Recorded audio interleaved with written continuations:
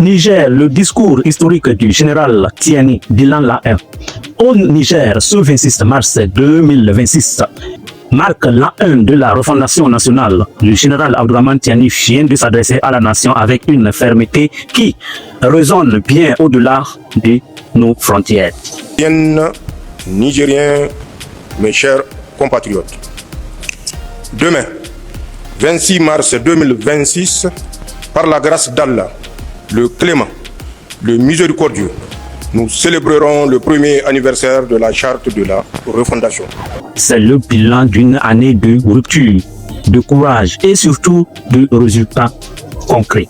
Pourquoi ce discours change-t-il la donne pour l'avenir de l'Alliance? Quels sont les points clés que les médias internationaux tentent de passer sous silence? Bienvenue sur Actu Sahel 24. Nous descriptons pour vous le message du chef de l'État nigérien Abdourahmane Tiani. Restez ensemble. Mais avant d'entrer dans les détails de ce discours fleuve, une immense merci. Grâce à vous, nous approchons les 400 heures de visionnage en un temps record. Si vous croyez à la souveraineté du Niger et de l'espace AES, abonnez-vous dès maintenant et activez la cloche de notification. Votre soutien est notre seule force face à la désinformation. Mais on va d'abord écouter le président Abdourahmane Tiani. Enfin, le troisième objectif était, conformément à nos traditions millénaires de dialogue et de compromis, de permettre aux Nigériens, tous ensemble, dans l'union des cœurs et des esprits, de faire sans complaisance le point sur la situation socio-économique et politique de notre grande nation pour mieux poser les nouveaux principes et orientations générales devant désormais régir la vie de notre pays. Le premier pilier du discours du général Tiani, c'est la sécurité. Il a été très clair. Le Niger a retrouvé sa capacité d'initiative. Là où certaines précisaient le chaos après le départ des forces étrangères, le chef de l'État a présenté ces chiffres qui parlent d'eux-mêmes. Grâce à la montée en puissance des forces de défense et de sécurité et à une coordination sans précédent avec le Mali, le Burkina Faso, des zones stratégiques ont été sécurisées.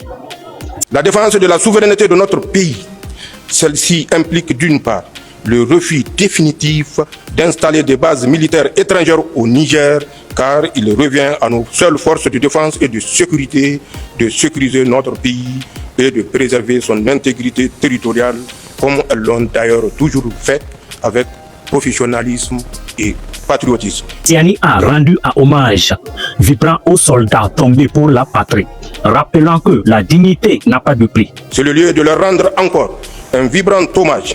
La défense de la souveraineté implique d'autre part la souveraineté du Niger sur ses ressources naturelles. L'achat de nouveaux équipements de pointe et la formation accélérée de nos unités spéciales montre que le Niger assure désormais sa propre protection sans tutelle extérieure.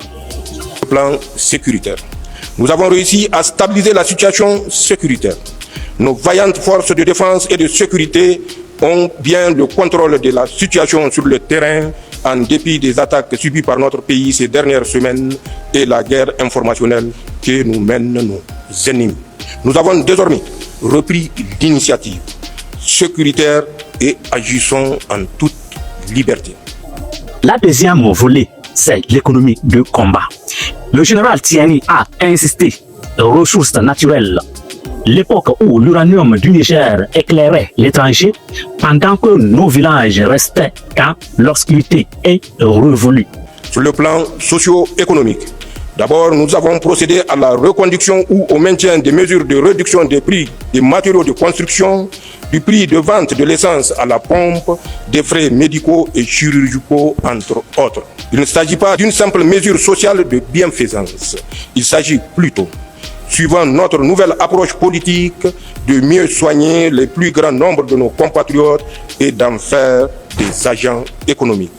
C'est un changement important de paradigme quand on sait que toutes les politiques publiques jusqu'ici mises en œuvre ont consisté à mobiliser les ressources de l'État pour principalement les orienter vers les agents publics. Quant à nos masses populaires, ou laborieuses. Elles sont plutôt perçues en termes de problèmes démographiques ou couches vulnérables ayant besoin d'aide humanitaire. Il a évoqué la révision des contrats miniers et pétroliers pour que l'État perçoive sa juste part. L'objectif est de la finance, de développement par nos propres moyens. Le message est simple. Le sous-sol nigérien appartient au peuple nigérien.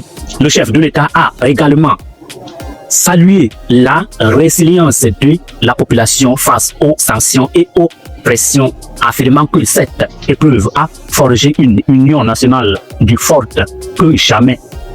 C'est cette base économique solide qui prépare le terrain pour les futurs projets de l'AES.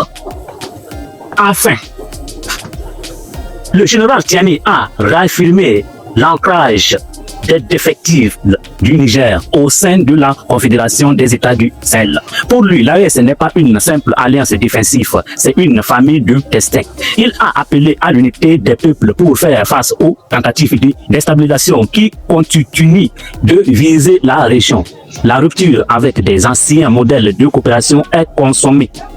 Le Niger regarde désormais vers les partenariats basés sur le respect mutuel et efficacité. Sur les plans de l'éducation et de la santé, d'importants efforts sont en train d'être fournis pour améliorer la qualité de nos systèmes éducatifs et sanitaires. La création de collèges scientifiques, de lycées scientifiques de jeunes filles, mais aussi la dotation de plusieurs de nos centres de santé en matériel de dernière génération participe à ces efforts. À cela, il faut ajouter le recrutement en cours de plus de 11 000 contractuels de l'éducation et 6 000 agents de santé en projet. Aussi, dès que les conditions financières le permettront, d'autres recrutements suivront dans tous les domaines de la fonction publique de l'État pour non seulement donner un emploi à notre jeunesse engagée et dynamique, mais également assurer un service public de qualité à la hauteur des attentes de nos vaillantes populations.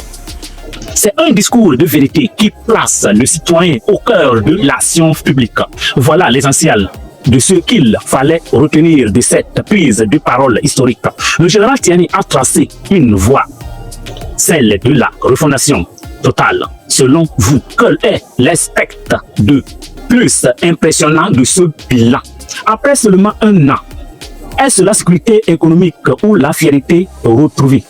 Partagez votre avis en commentaire. Nous lisons chaque message. C'était Artis Sahel 24. La patrie ou la mort, nous vaincrons.